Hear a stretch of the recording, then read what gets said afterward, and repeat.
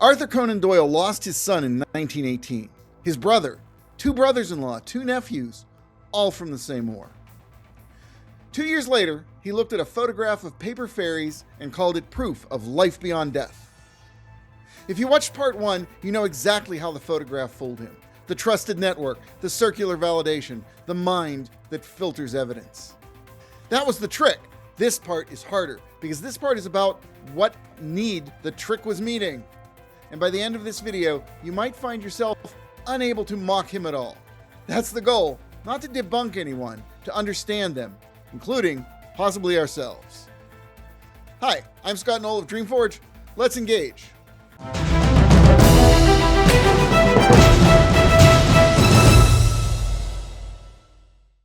Let me tell you what was happening to Conan Doyle in the years before those photographs reached him.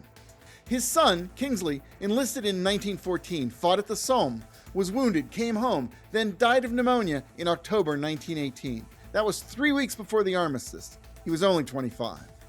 Doyle's brother, Innes, died 4 months later. His brother-in-law was killed at Mons in the first month of the war. 2 nephews were also killed before it ended. The Doyles lost a generation. And this wasn't unique. 1 million British dead from a population of 45 million. Almost no family was untouched. In a world like that, Doyle did what millions of people did.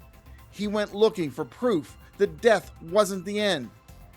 He attended seances. He defended mediums. He wrote books about the afterlife.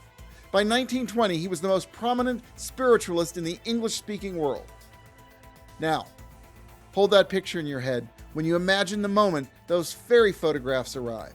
Because the man looking at them wasn't the man who invented Sherlock Holmes.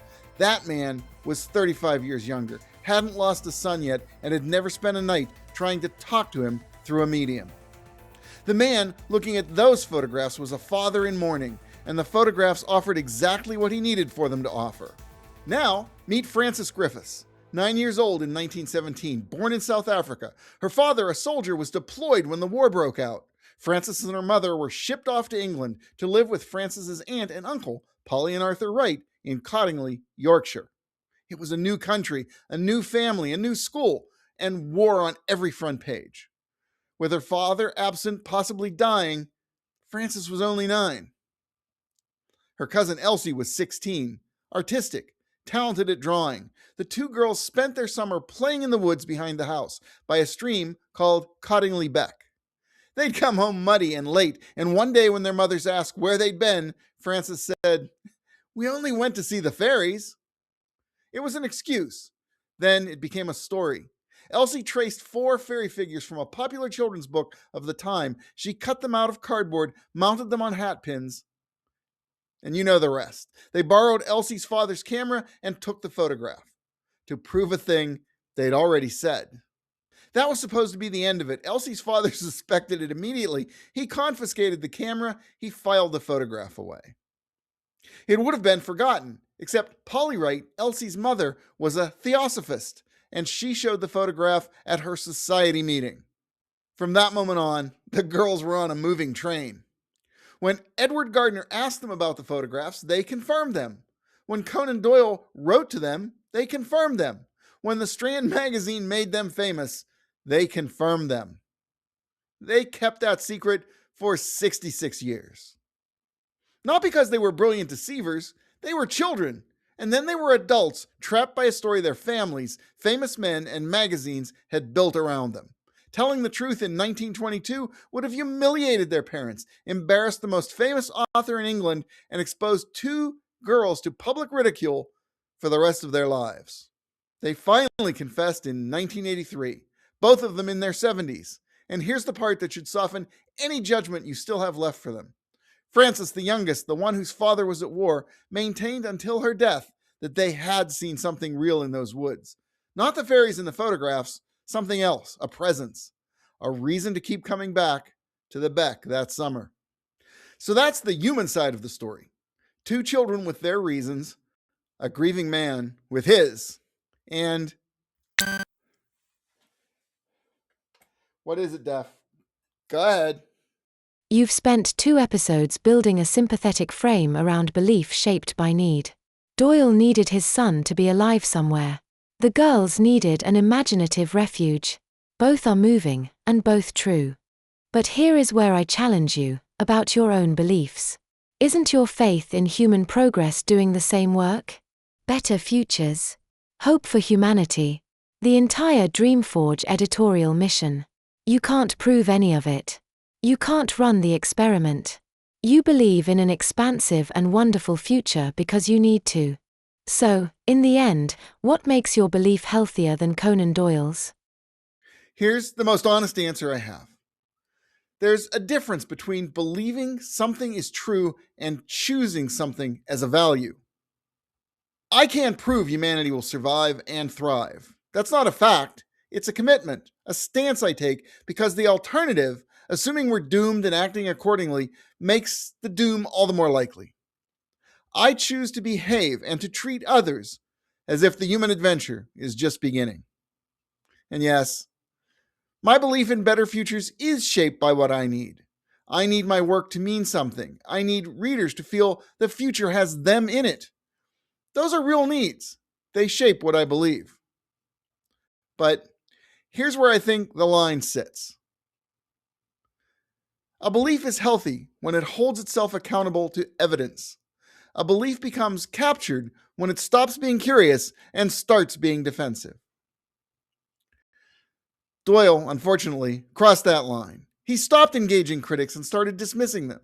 He sought experts who agreed and ignored ones who did not. He stopped asking the questions that might have led him out of his own conclusion. I try not to do that. I read the doomers. I take seriously every piece of evidence that says we're going to fail. I might still be wrong, but the test of a belief held honestly is whether you'd notice when it's wrong. That's the line. Not whether your belief is shaped by what you need. I think every belief is. The line is whether it can survive disagreement, objectivity, and rational scrutiny. Which brings us to the question this whole story has been pointing at. What need was the mental trick of belief in fairies meeting? Doyle's grief. The girls need to matter, to be seen, to make their corner of a war-torn world a little less ordinary. A whole grieving generation looking for proof that the dead were still somewhere. The fairies were fake. The longing was real. And that's the part of the story we don't get to skip past. Debunking is the easy part. The fairies were paper cutouts. We've known that for 40 years. The work, the actual work, is asking what need the belief was meeting and whether we are meeting that need today through better channels. Are we giving grieving people meaning? Are we giving children imaginative refuge from things they're too young to understand? Are we giving adults the sense that their lives matter, that the future has them in it, that wonder is still possible? Because if we're not, fairies will appear. They'll just look different. They'll come through different networks, different experts will sign off on them, and we'll wonder again why smart people fall for obvious fakes. They don't fall for fakes. They fall for what the fakes are pretending to give them. So here's where I'd land this, with a small commitment in two parts. When you see someone believing something obviously fake, before you reach for mockery, try to see what they're reaching for. The need is almost always more interesting than the false thing meeting it. And when you catch yourself believing something, even a hopeful something, even a noble something, ask whether your belief can survive disagreement, whether you're still curious, whether the evidence is allowed to surprise you. That's not skepticism. That's love for the truth and for the people who are reaching and for the version of yourself that doesn't need the world to be smaller than it is. If this conversation interested you, there's a story in DreamForge Magazine called No Real Evidence by Gene Martin. It inspired these videos. It imagines a kinder version of all this. Doyle creating fakes to protect real fairies. The link's in the description. You'll enjoy it. I'm Scott Knoll. Thanks for engaging, and I'll see you out there.